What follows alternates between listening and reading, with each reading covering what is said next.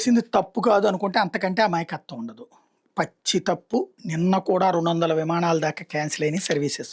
సరే ఓ పక్కన పబ్లిక్‌లో ఇబ్బందితో పాటుగా ప్రభుత్వం కూడా తీవ్ర ఆగ్రహించినటువంటి వేళ కస్టమర్‌లని సంతృప్తి పరిచేందుకు ఒక నాటకం బిగించేసింది. నిర్వహణ లోపాల కారణంగా విమాన సర్వీసులు రద్దయిన కారణంగా ఇబ్బంది పడ్డటువంటి వాళ్ళందరికీ తలా రూ. 10,000 వోచర్‌లు ఇస్తదట.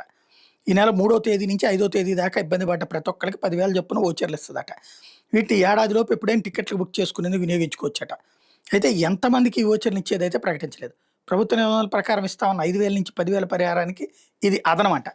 గురువారం 1950 విమాన సర్వీసులు నడిపినట్టు ఇండిగో చెప్పింది. 3,00,000 మందిని గమ్యస్థానాలకు చేర్చామని చెప్పింది. గురువారం ఢిల్లీ, బెంగళూరులో 200 విమాన సర్వీసులు రద్దయినాయి. డీజీసీఏ విచారణ కమిటీ ఎదుట గురువారం ఇండిగో సీఈఓ పీటర్ ఎల్పర్స్ విచారణకు హాజరయ్యారు. శుక్రవారం మళ్లీ రావాలని ఆయన కమిటీ ఆదేశించింది. విమాన సేవల అంతరాయాలకు సంబంధించి ఆయన కమిటీ పలు ప్రశ్నలు అడిగింది. ఇండిగో కార్యాలయంలో డీజీసీ అధికారుల పర్యవేక్షణ ప్రారంభమైంది. గురువారం ముంబైలోని ప్రధాన కార్యాలయానికి వెళ్లిన అధికారులు ఆపరేషన్స్‌ని, టికెట్లు, డబ్బు రిఫండుల్ని పర్యవేక్షించారు.